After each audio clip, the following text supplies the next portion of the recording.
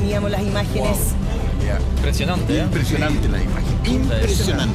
Muy bien filmado. Un dramatismo enorme. de escena completa, Y sobre todo tremendo. ciertos hechos de detalles que están muy bien planteados. Primero, por ejemplo, Dios. En el día, una nube que lo iba precediendo. En la noche, fuego que iba tras ellos. Y más atrás venían los egipcios persiguiéndolos. Y ellos andando ahí. Y la última noche, un detalle que aparece en la Biblia y que aquí está muy bien planteado. El viento. Sí. El viento que sobre las olas, sobre las olas. Y después Moisés, entonces no hallaba qué hacerse. Porque la gente le está diciendo, preferimos habernos quedado en Egipto antes de morir aquí ahogados, le decían los hebreos. Entonces ahí fue cuando Dios le habló. Levanta tu cayado y extiende tus brazos al mar. Y ahí fue cuando se abrió el mar. Profesor, ¿se apega la serie tal cual a lo que Sí, tal se cual, escribe en la Biblia? tal cual como escribe. Esta escena es tal cual como escribe la Biblia. Y aún más, un pequeño detalle diferente. Dice que el pueblo pasó a pie enjuto. ¿Ven? El fuego está ahí, ¿eh? A pie enjuto. En realidad yo creo que pasaron más porque eran 600.000 personas. Y eso aparece que eran 600.000 personas. En la Biblia se dice esto, que era como un pasillo que era iba como un alianza pasillo claro. y que pasaron a pie enjuto. O sea, tenía que pasar. Claro. Personas. O sea, bueno, todas esas cosas están un poco figuradas. Pero es impresionante. Y lo otro más impresionante aún es cuando los persiguen los soldados del faraón que no querían entrar. Y el faraón los obligó a entrar. Porque a todo esto el faraón, para que vean ustedes, la Biblia, ¿qué nos enseña aquí? El grado de obstinación de los soberbios. El faraón. Claro. Ni 10 plagas sirvieron para convencerlo de que tenía que autorizar al pueblo hebreo a salir. Esa es la enseñanza. La enseñanza, o sea, exagerada, por supuesto, pero es para que la gente aprenda en aquella época. No se olviden ustedes que todo el Antiguo Testamento es una preparación que Dios está haciendo al pueblo para la venida del Mesías. Por lo tanto, Dios no altera bruscamente el curso de la historia. Se asimila la historia y usa las categorías históricas, que es muy importante. A ver, ¿cómo es eso? Las categorías históricas, por ejemplo, el uso de la violencia, la guerra. Entonces, en este caso, el caso del faraón, obstinado, 10 plagas, igual de toma terrible, sobre todo la última con la muerte de los primogénitos. Sin embargo, siguió insistiendo y los persiguió. Y ahí vio cuando entraron los egipcios, Moisés levantó los brazos y se cerró el mar. Oiga, ¿y qué pasa con el pueblo egipcio después de eso? Bueno, ahí hay una cosa muy misteriosa. Ustedes saben que el nombre de Moisés no aparece en los jeroglíficos egipcios. Ah, no. No. Pero aquí en la parte fantasía de esto, porque hay una parte fantasía, que es la historia de todas las familias egipcias que aparecen allí, le hacen cargo al faraón que por qué hizo borrar el nombre de Moisés de los escritos y de los papiros. O sea, dar una explicación dentro de fantasía, muy hermosa la explicación. Además también la tristeza del faraón y sobre todo el cambio de ser de Nefertari. Nefertari, qué maravilla. ¿Se acuerda que tuvo Nefertari aquí? Supe que usted había estado muy emocionado con la visita de Nefertari. Que se me cayó el bastón cuando la abracé. ¿Cómo no recordar la parece. visita de Nefertari? Nefertari. Entonces, Yo no estaba acá, pero parece que generó mucho entusiasmo. en Entusiasmo, ustedes, vamos a decir exactamente. entusiasmo. En los señores conductores, sí. Entonces llega y ella, esa escena de su padre y la escena con ese cambio, o sea que como que Egipto no va a ser el mismo después de lo que ocurrió. Esa parte que está dentro de la fantasía, sin embargo, tiene una gran enseñanza que yo también alabo. Y lo otro, ahora, ¿qué significa este paso? Eso. Este paso tiene una significación profunda para el pueblo israelita, para el pueblo hebreo, para los judíos, y también para los pueblos, para las religiones cristianas. ¿Por qué? Porque el paso es el Pesaj, Claro. tiempo de Pascua. Esto ha sido más o menos en abril, tiempo de Pascua. Entonces se prepara. La Pascua en realidad comienza antes, con el cordero que se consume. Pero el pesaje es la fiesta del perdón también. No, ese es más posteriormente. Y lo que pasa es lo importante. Yom Kippur, tiene razón, Yom Kippur. perdón. Que en septiembre, o sea, Sí, exactamente. Y entonces, ¿qué es lo que ocurre? Que primero la preparación es consumir el cordero. Y cosa curiosa, se come la cabeza, se come el cuero, todo. Y lo que no se puede comer se tiene que quemar después. Y la sangre se pone en el dintel para que pase el ángel de la muerte en la última plaga. Eso tiene un gran significado, sobre todo para el cristianismo. porque el cordero va a ser Cristo. Claro.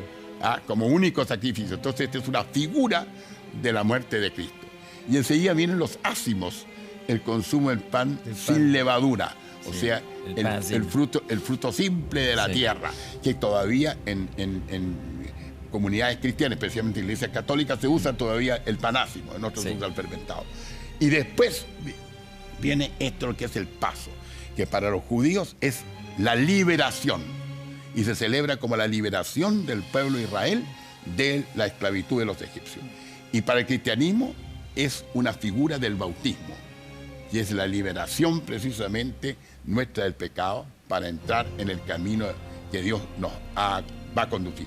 Y ahí comienza, pero lo que más me interesa a mí es que el ser humano es el mismo. Entonces, cuando vieron ya que estaban caminando y empezaron a decir, bueno, pues, y aquí nos vamos a morir de hambre todos, de sed, miren los niños cómo están. Y empezaron a murmurar en contra de Moisés, entre ellos los egipcios que se habían ido a culto con él. Y empezaron a solventar al pueblo que cómo es posible que Moisés los engañó. Preferimos, dijeron, la esclavitud de los egipcios a morir en el desierto. Sí. Y ahí fue, varias cosas que todavía no podemos anunciarlas mucho que van a ocurrir, cuando él hace producir el agua, posteriormente las codornices y el maná. Que el maná, por lo demás, es un fruto de una planta que se da allá, que se da y que es para alimentar al pueblo. El pueblo siempre disconforme, siempre reclamón, y claro, a pesar de todo, y de explicar a Dios que era su pueblo, que no los abandonaría. Y es por eso que sigue la nube, sigue el fuego. Pero generalmente la gente es dura de testuz muchas veces. O sea, el significado de esto, uno se entiende para comprender la Biblia. Bueno, hay misterios que uno no va a comprender nunca, pero uno puede penetrar que en la Biblia se van manifestando todas las vivencias del ser humano, buenas y malas. Sí. Pero, profe, cuando ya se abre el mar, sí, los hebreos estaban con Moisés ¿hace cuánto tiempo? O sea, tenían el beneficio de la duda también porque habían sido... Pero por supuesto. ¿Hace cuánto tiempo, cuántos años estaban con él antes que se abra el mar? Claro, por supuesto que estaban con la duda, porque aún no se había producido el milagro. ¿Pero cuánto tiempo había pasado ya? ¿Muchos años? Por lo menos algunos años, porque Moisés, antes de ser de volver como israelita, estuvo fuera de Egipto, porque él se crió como egipcio. Claro, claro. Era príncipe egipcio. Por eso es que el faraón no podía concebir esto. Pero cuando él se convierte, si quiero manera, empezó a manifestarle al pueblo.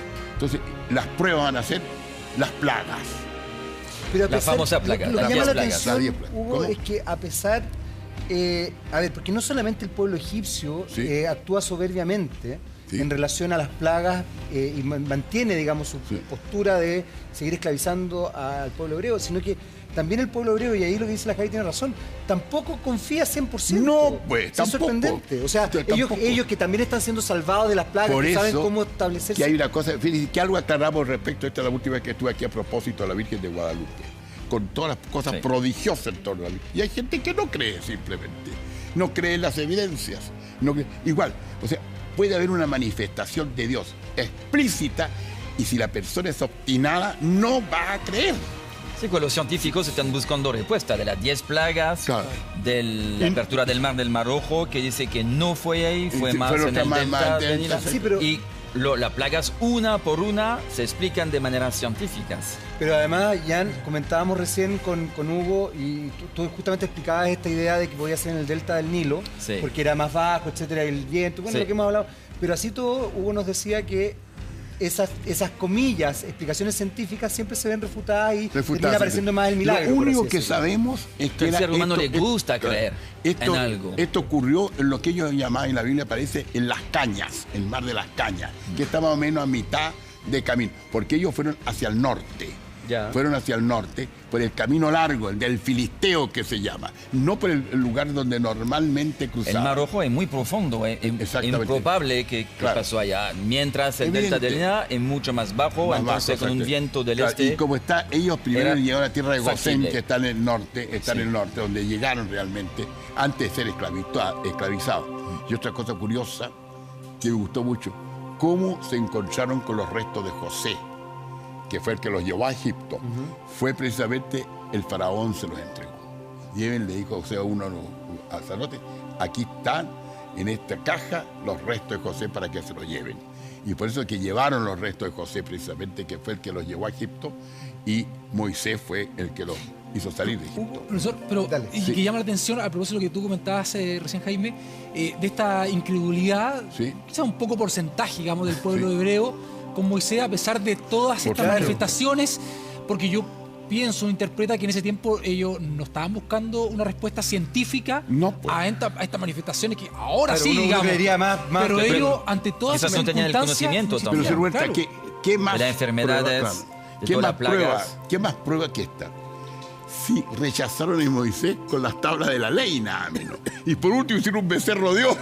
Eso le iba a preguntar, ¿el tema del becerro de oro es previo a las tablas o durante? Es simultáneo. Ellos dijeron que queremos un Dios palpable, porque la gran discusión era que los egipcios dijeron, nosotros tenemos los dioses, aquí está, aquí está. En cambio usted, una cosa vaga, una fuerza que no sabemos, que habla, que nadie lo entiende. Entonces, eso no pueden entender los egipcios. A pesar de las manifestaciones. Y los hebreos igual. Sí, los hebreos siempre se contaminaban mucho con las religiones del lugar. Después, cuando está en la tierra prometida también, están los dioses filisteos, hasta nombre.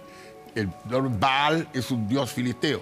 El hijo mayor de Saúl, del rey de Israel, se llama Ishbaal. Imagínense, los nombres muy, muy comunes. Se mezclaban, porque ellos también tenían tendencia a la idolatría. Perdón, aquí me estás volteando, porque en el fondo uno tiende a creer que tanto el pueblo hebreo como después la religión cristiana, el catolicismo, se establecen en el monoteísmo, en un solo Dios. Exacto. Sin embargo, tú estás diciendo que había un mestizaje de creencias y entonces costó mucho lo del monoteísmo. Lo decían, lo creían, Moisés lo sostenían todo, pero el pueblo cada tiempo, como mismo Biblia decía, adulteraba.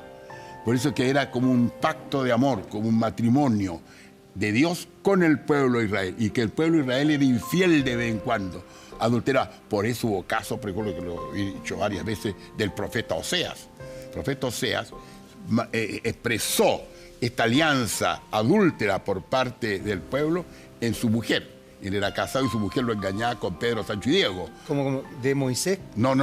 Oseas, un profeta posterior. Ya. Entonces, permanentemente, para eso estaban los profetas. Y los profetas eran los que los encargados por Dios para decirle al pueblo lo que tenían que hacer. No le hacían mucho caso a veces. Pero que también démosle también el beneficio que estaban ahí hace cuántos años. Sí, y se van a contaminar un poquito. De repente y aún más, les llegaban las plagas y cuando llegaron a la tierra prometida, estaban los amorreos, los adamitas, los jebuseos, los filisteos. Había una serie de pueblos. Profe, se me fue la idea. Estaba tanto rato pensando en Egipto, Moisés, agua, las plagas. La historia de los egipcios. ¿Qué dice respecto a esto? La historia de los egipcios. ¿Qué pasa con Moisés?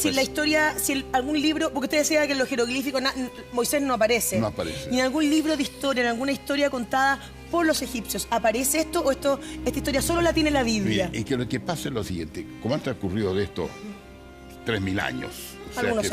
Algunos años. Como 20 años no son nada, pero 3.000 sí. Hay que ferir la mirada. Bueno, exactamente. Entonces, llega, en el fondo, no aparece. Lo que aparece en historias ajenas a los hebreos fueron las babilónicas, después por el cautiverio babilónico, después vino el otro que fue la segunda, que salieron, y como lo dice el profeta Isaías, la segunda liberación.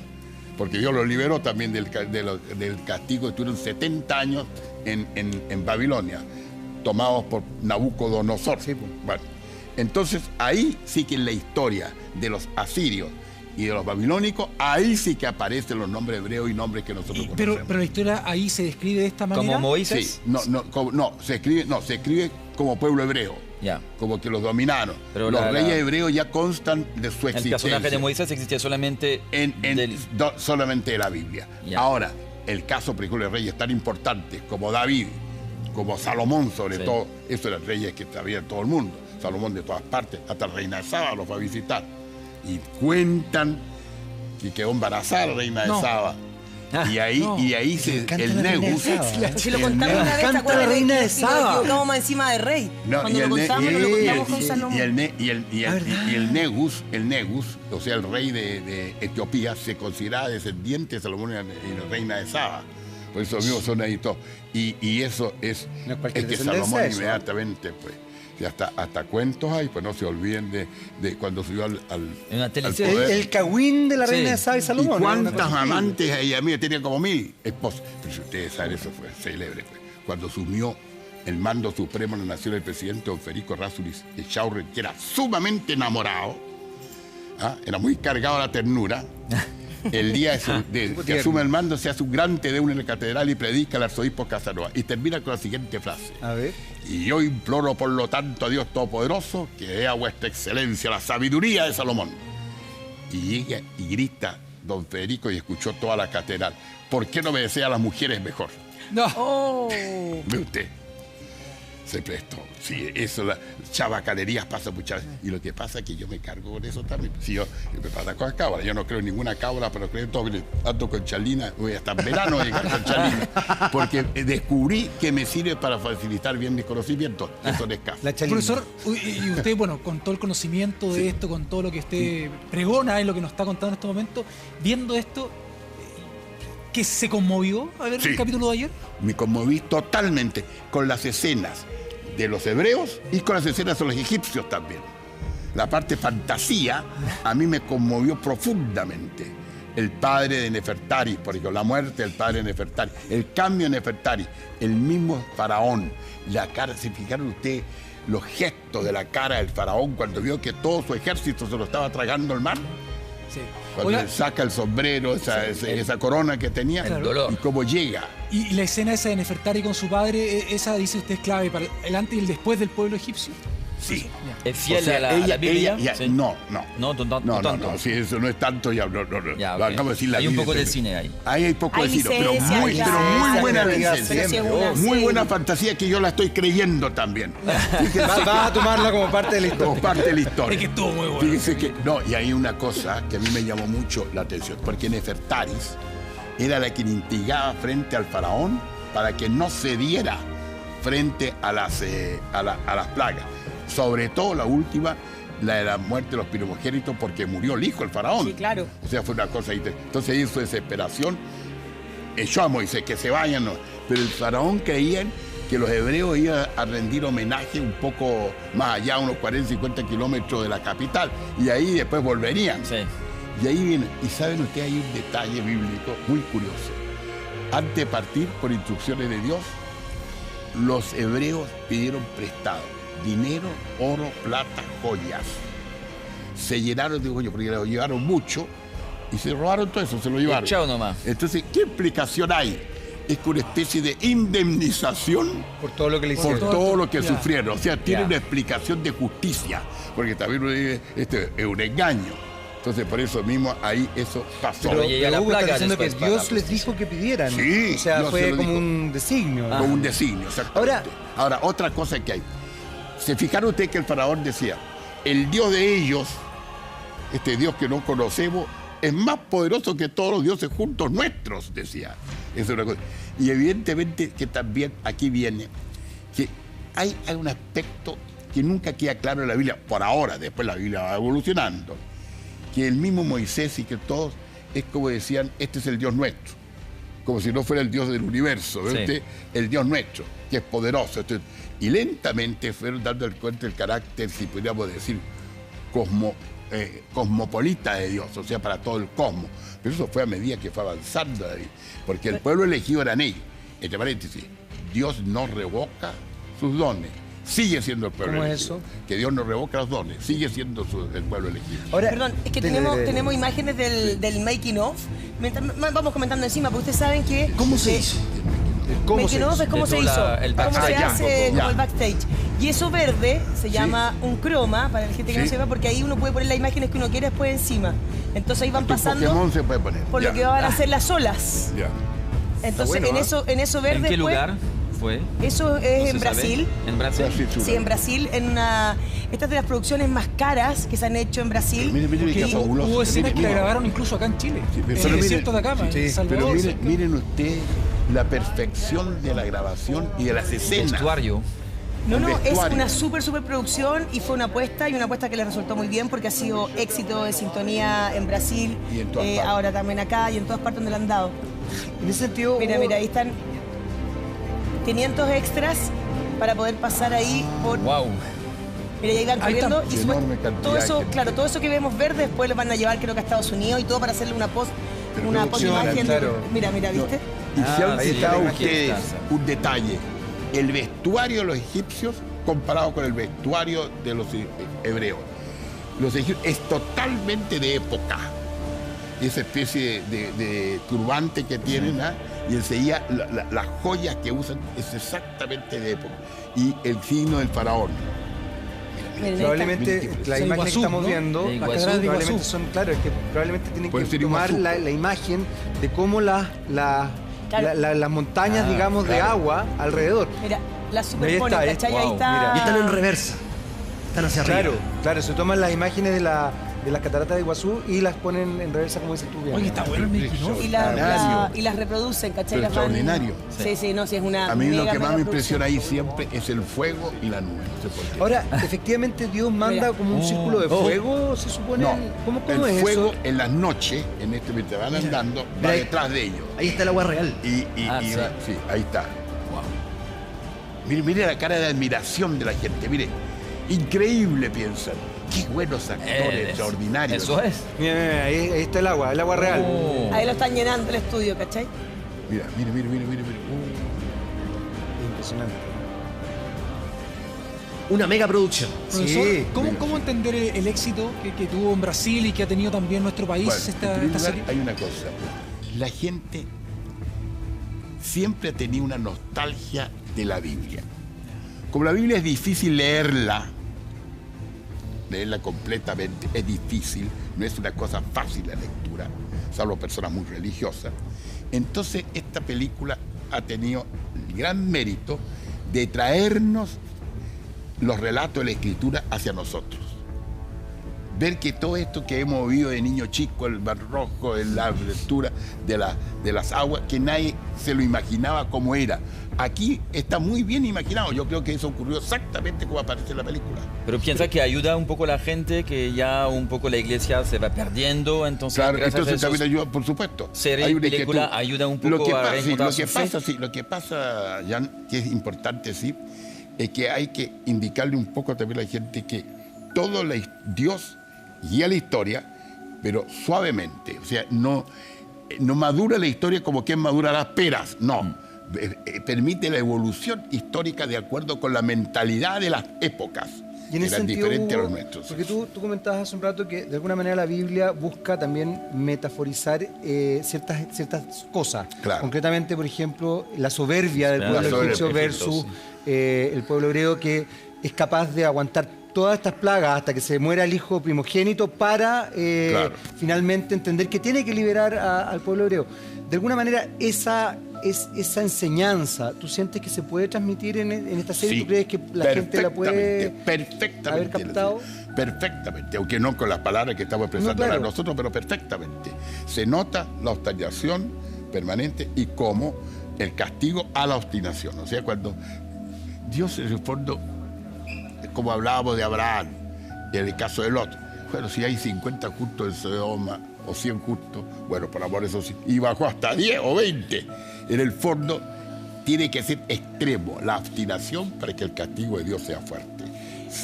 Tenemos imágenes de lo que se viene. No, a ver, eso es muy importante. ¿Qué pasa hoy? Muy buenos días, Negrito. Antes queremos darle un aplauso grande al profe. Tremendo. Pero el profe es que lo quiere ver, por negro. Ah, pero que se quede, que lo vea. Acá está. La plaga.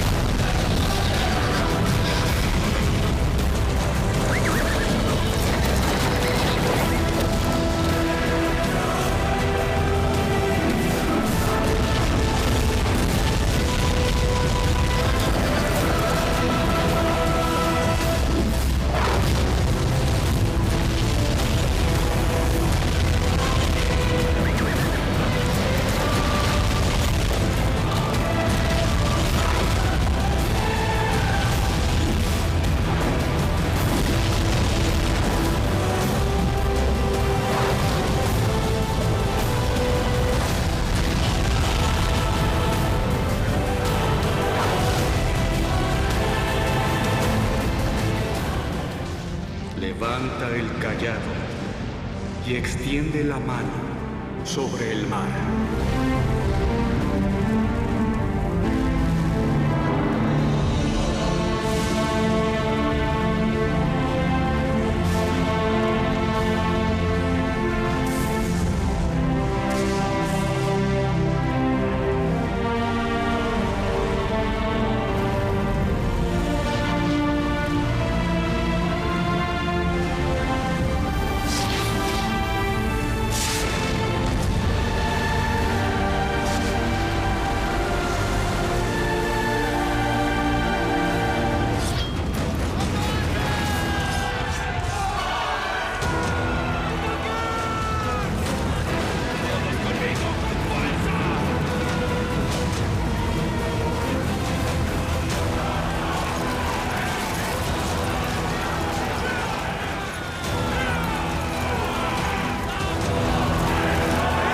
Soy Horus vivo.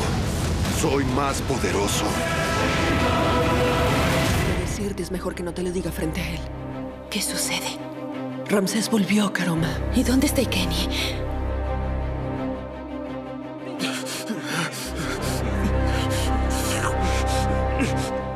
¡Qué horrible agua! ¿Qué clase de oasis es este? ¿Con esta agua pretendes saciar nuestra sed? No puedo darle esta agua a mis hijos. Y ahora, Moisés, ¿qué vamos a beber? No puedo dejar que esa derrota manche nuestra historia y destruya lo que tantas generaciones lucharon por construir. Pero dijiste que mandaste borrar todo lo que se decía de Moisés en las escrituras reales, ¿no es así? Carguen todo y comiencen a montar las tiendas. Ustedes están muy lentos. Dense prisa con eso. Ya no estamos en Egipto, Apoki. Así que comiencen a trabajar también. Ayúdenos a cargar esta madera.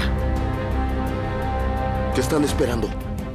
Era lo único que me faltaba. O trabajan o tendrán que pasar la noche sin lugar para dormir. ¿Dónde está? ¿Dónde está? Ahí está todos, calma. Finalmente. ¡Llegó Moisés! ¿Qué hacemos, Moisés? No tenemos nada que comer. ¿Qué voy a ofrecerle a mis hijos? Los pobres están hambrientos. ¡Eso es absurdo! ¡Son solamente unos niños! ¿De qué sirvió esta tal libertad, Moisés? ¡Para morir de hambre! ¿Qué pasa? ¿Dije alguna mentira? Ojalá hubiéramos muerto en las manos del Señor, en la tierra de Egipto. Señor Dios mío, escucha a tu siervo. Toda la congregación de los hijos de Israel murmura. Ellos se quejan de que no tienen que comer. Ya no sé qué responderle, Señor. Mis soldados tienen más información. Los hebreos levantaron el campamento y siguieron por el desierto en dirección a Refidim, Señor. Pero creo que no conocen muy bien la región. ¿Por qué lo dices? En la ruta que tomaron no hay una sola fuente de agua. Perfecto. Vamos a esperar a que acampen de nuevo. ¡Imperdible! ¡Hoy!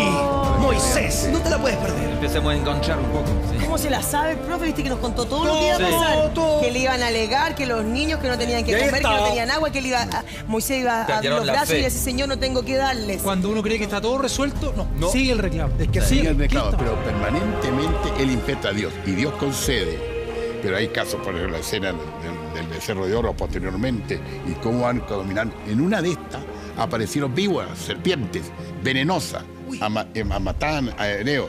Entonces dijo a Dios, ¿qué hago? Y Dios le dijo, haz una serpiente de bronce y levántala, de manera que quienes la miran sanan.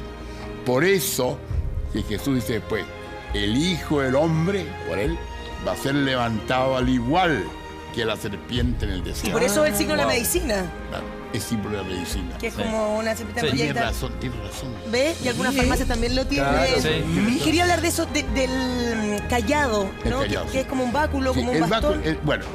Uno por un lado es para sostenerse, o sea, para andar entre las piedras y todo. Y además, típico los pastores. Sí. Los pastores siempre van llevando un báculo, el báculo pastoral. Y es por eso que los obispos hasta el día de hoy usan lo que se llama el báculo pastoral.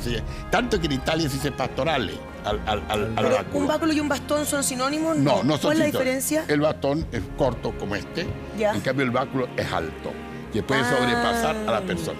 Ahora, los obispos griegos usan un bastón alto para salir a la calle, fuera del ritual, que es otro más que de metal. Y callado y báculo sí son sinónimos. Más callado y pastor, y el báculo pastoral es lo mismo. Callado y báculo pastoral. O sea, callado. Por eso tiene un origen de decir. Ahora, le voy a decir una cosa. Ustedes ven, por ejemplo, que el sacrificio del cordero es el sacrificio que se hace en la naturaleza viva de los animales. En cambio, los ácimos es el servicio que hace la naturaleza vegetal. O sea, pastores primero, agricultores después. O sea, las dos actividades básicas humanas, que es ser pastor y que ser agricultor, se dan precisamente en el cordero y en los ácimos. Profe, ¿y qué importancia tenía? ¿Siempre fue una herramienta, digamos, de Dios, digamos, el báculo de Moisés? Sí. El báculo sí. Y aún más, el de Aarón también. No se olviden ustedes que cuando llegó el faraón le pidió a sus sacerdotes, que sabían mucho, por lo menos que eran todos medios magos, que tiraron los báculos al suelo, los callaban al suelo y salieron serpientes. Sí. Entonces llegó Aarón, tiró el báculo suyo, se formó otra serpiente que se comió a las otras. Claro. Y después lo tomó de la cola de esa serpiente Aarón y se volvió a transformar nuevamente en el callado. Ahora, en ese sentido, el báculo en distintas religiones, incluso en la literatura, tiene una connotación mágica. Lo ocupaban los druidas, los magos. Y aún más, exacto, los magos, en los cuentos de hadas. Claro, hasta las brujas andan con un báculo. El báculo siempre tiene una señal de poder y además de un poder que pudiéramos decir sobrenatural. O sea, no solamente el significado que sirve para andarse apoyando, sino que realmente va mucho más es un allá, significado que va más allá. Además también en la experiencia de la vejez. En aquella época en que la vejez era de alguna manera respetada. Sí, la sabiduría, bien dicho. Que la época en que era respetada la vejez, aunque dice la Biblia en una parte, un salmo, el hombre vive 70 años y los más robustos 80 años. La edad que tengo yo creo que hasta ahora me llegó nomás. Entonces, bueno, llega y precisamente... ¿Por qué hace eso contigo? Bueno, lo que pasa es lo siguiente. Entonces también el báculo es un señal del apoyo a la vejez. La vejez simplemente se apoya en el báculo. Pero también, por lo que tú estás diciendo, implicaría sabiduría. Sabiduría, claro. Y también en algunos casos un poder mágico. Y pastor, o sea, cuidado, custodia. Tiene toda esa connotación, el digamos. Guía, y además custodia la oveja. Entonces, por eso que las religiones se usan mucho, para empezar la religión cristiana. Los obispos son un báculo, el papa igual. Y también, como le decía yo, el lefó, que es un ornamento que usó Aarón, que actualmente es la estola que usan los sacerdotes. Pero, me confundiste, ¿Aarón o Moisés? Aarón. Él era sacerdote. Ya. Aarón es el fundador de los sacerdotes de Israel. El sacerdote de Israel lo funda Aarón y su descendiente. Profe, pero usted que se sabe esta historia también, ¿qué pasa, por ejemplo, hoy día o esta semana? Entonces ya, cruzaron, llegaron a la Tierra Prometida, todavía no llegaron. No, esto se demoraron 40 años en llegar. Oye, si la primera... Sí, pues Dios les cobró... Faltan mucho. 40 años. Pero mi hijo va a estar muy grande cuando termine esta serie. Javierita, no, pero déjalo que dure harto. Javierita, Dios le cobró la cuenta también, pues, a toda su infidelidad al pueblo de los hebreos. Y ahí entonces, y la generación que salió de Egipto no llegó, salvo Josué y 2 o 3 personas más. ¿Y por qué Moisés? Moisés no llegó tampoco. Yo sé, que hizo toda esta pega, que igual fue pesadito. ¿Dios lo castiga de alguna medida sin permitirle ver la Tierra Prometida? Sí. No, verla sí. Él sube al monte Nebo. Y ahí mira y muere después, a los 110 años de edad. Y su hermano había muerto ante Aarón y Miriam ante la hermana. ¿Pero por qué no llega? ¿Por qué Dios...? Porque hay una cosa que Dios siempre ha hecho.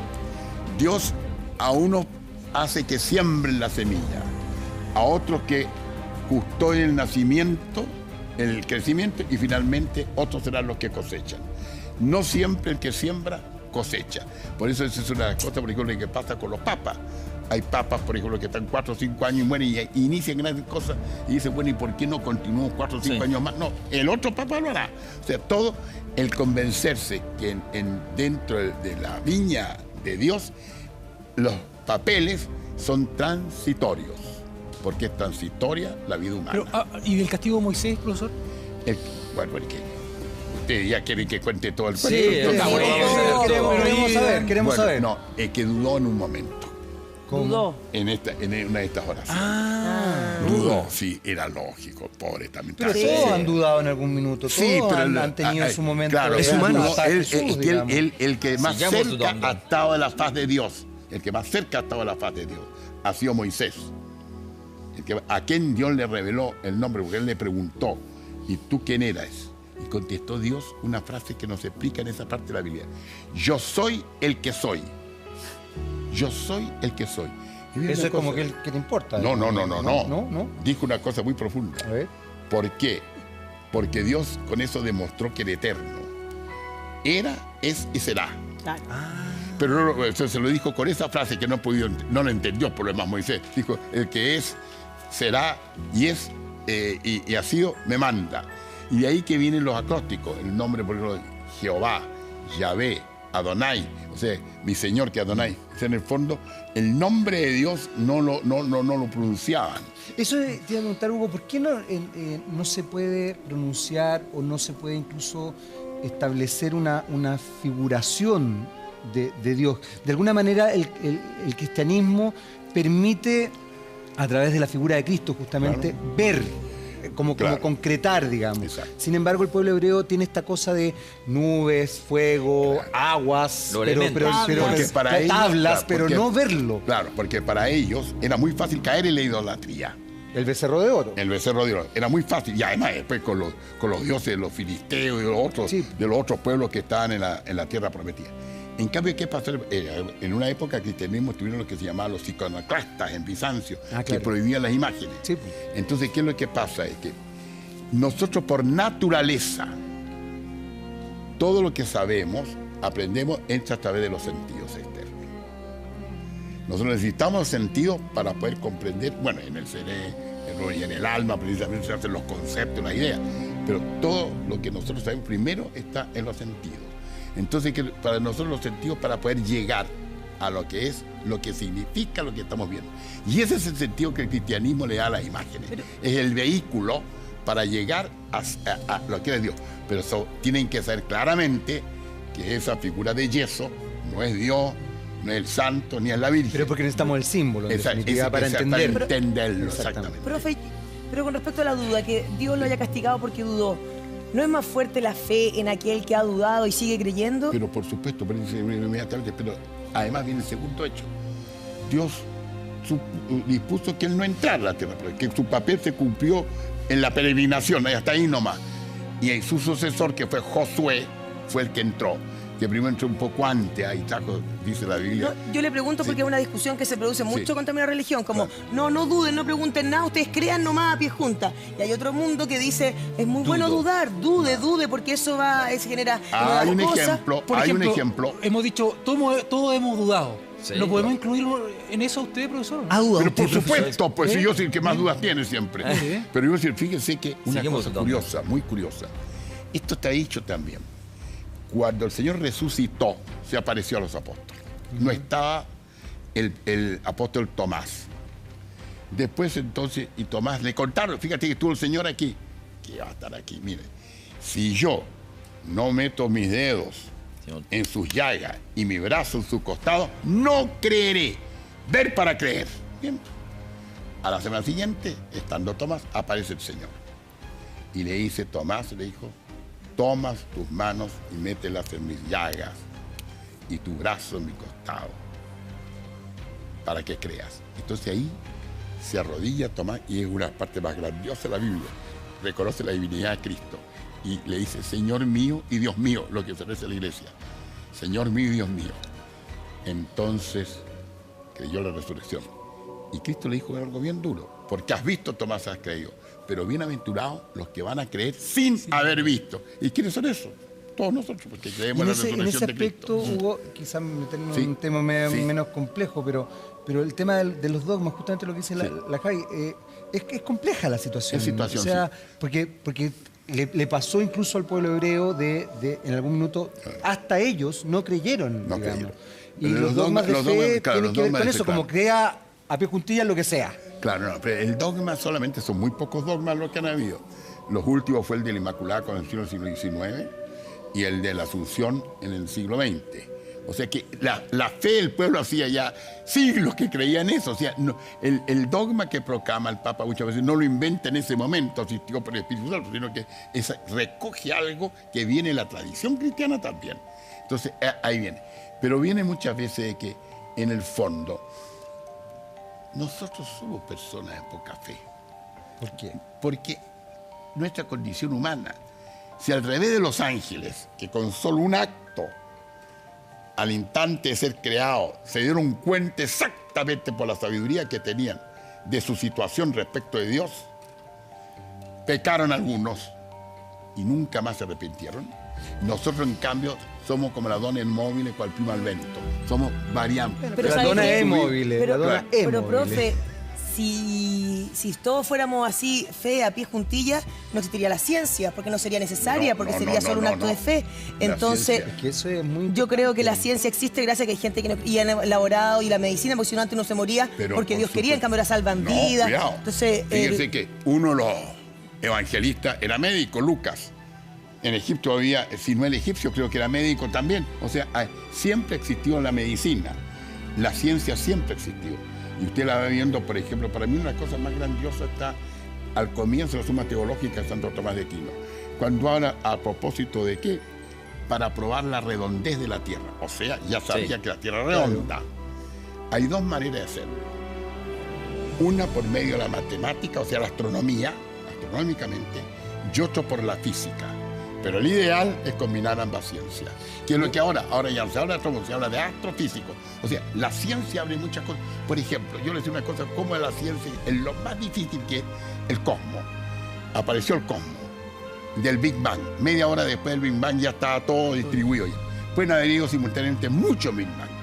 Pueden ser muchos los universos. Pueden ser infinitos los universos. Perfectamente bien. Porque Dios creó el tiempo y desde la eternidad, o sea, podría ser eterno un universo, como pudimos ser eternos nosotros. Santo Tomás lo dice, pero que Dios quiso que fuera el tiempo. Bueno, ¿qué pasa? Que yo mientras más aprendo de lo que dicen los astrónomos, de la grandeza del cósmos, yo creo más. ¿Por qué? Porque es una manifestación del poder infinito de Dios.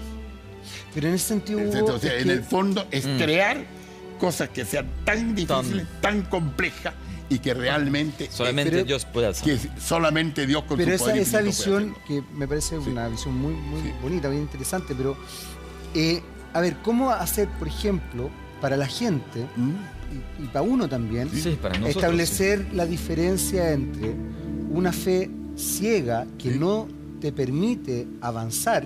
La del carbonero, como dice. Claro, esa fe, a ver, esa fe donde lamentablemente muchas veces la religión se establece como un mecanismo de control, versus una fe que te permite avanzar. Los ejemplos que dice la Javi, que yo creo que son muy relevantes. ¿Cuántas veces a científicos, a pensadores, incluso religiosos, se les acusó de demoníacos y se los torturó, se les hizo miles de cosas, cuando en definitiva lo que ellos estaban haciendo era ver más allá? Más allá. ¿Cómo se puede establecer? Porque hoy día hay gente que tiene esas miradas también. Hay una ciencia que es la teología, que tiene por objeto directo a Dios, que evidentemente hace racional los misterios de la fe. Pero parte de la base del dato que Dios revela. A ver, explícalo. O sea, hay dos tipos de teología: la teología sagrada y la teología natural o teodicea. La teodicea es parte de la filosofía. Perfecto. En la cual uno, razonando solamente con la fuerza del raciocinio, sin el auxilio de la fe, llega a ciertas conclusiones respecto a Dios. Que Dios existe, que Dios es creador, pero no que salva y que es trinitario, ni cosas de por el estilo. Y la otra es la teología sagrada, que hace la misma reflexión, pero partiendo del dato que da la fe. Se cree primero. Ahora, eso ocurre muchas veces. Pero yo les digo una cosa. Muchas veces, un día vamos a tratar aquí la enorme cantidad de científicos que han sido creyentes. Sí, muchos. Para pensar, antes que yo creía que no era ateo, antes un día le preguntaron, maestro, ¿qué es la luz? ¿Y qué contestó Einstein? La sombra de Dios. Perfectamente definido. Otro, ¿para qué decir la enorme cantidad? Pasteur, el italiano ¿cómo se llama? Uno de los célebres, Amperto. Yo le tengo una pregunta, profesor. ¿Por qué las religiones siempre tratan, en general, de imponer sus creencias para todos sin poder respetarse. Lo hemos visto en casos bastante... Eso es la intolerancia, que es otra cosa. ¿Por qué? Si total está todo velando por un bien mayor. Claro. Yo como viejo liberal, por supuesto, rechazo eso. Porque hay que convencer al otro de que crean lo mismo que yo o piensen lo mismo uno que puede yo. dar argumentos, se puede discutir, pero imponer por la fuerza es inaceptable. O quitarle derechos al otro por el hecho que no crea lo que yo creo. Evidentemente que eso ha pasado muchas veces.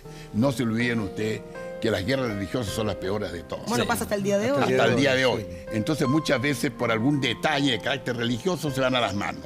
Entonces eso es una cosa que en este momento nosotros ya la estamos desterrando. Pero ¿qué es lo que ocurre? Que ahora hay un sectarismo al revés. Antes era el sectarismo religioso. Ahora hay un sectarismo antirreligioso. O sea, la gente dice... Pero puede ser que se confunda también porque lamentablemente la Iglesia ha generado... Porque yo creo que una cosa es la fe, que creo que es muy bonita, la espiritualidad, y otra cosa son las instituciones. Claro. Y en ese sentido, y en ese sentido volvemos un poco a lo que hablábamos hace un rato, a raíz de lo que te preguntaba la Javi.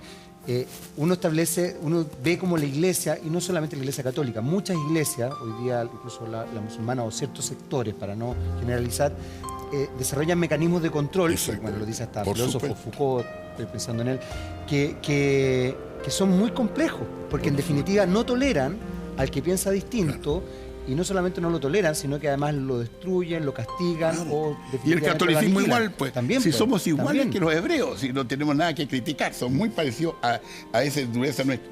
Fíjense ustedes, el cristianismo ya tiene 2000 años. Sí. No hay imperio que haya durado 2000 años. Pues cultura durar más de 2000 años, pero imperio no. O sea, una organización que dure 2000 años, que es el caso de la Iglesia, asistida por el Espíritu Santo en las líneas fundamentales, pero compuestas por hombres de carne y hueso y algunos más pecadores que nosotros.